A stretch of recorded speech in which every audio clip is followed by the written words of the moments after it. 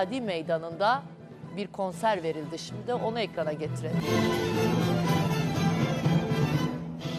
İsrail менен болгон 12 күндүк согушта Ирандын улуттук биримдиги жана тилектештиги кээ бир чет элдик маалымат каражаттарынын көңүлүн бурду. Orkestrasının bir araya gelmesi.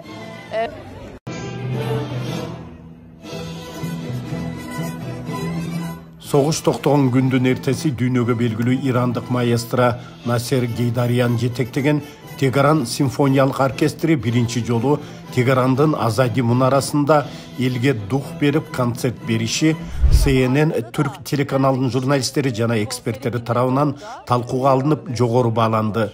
Алар оркестрдин бул ишин ирандыктардын улуттук тилектештигин арттырууда натыйжалуу роль ойногонун жана Израиль менен Американын чабуулдарына карабастан Иран өз аймагындагы агрессияга биримдик менен жооп бере алганын баса белгилешти.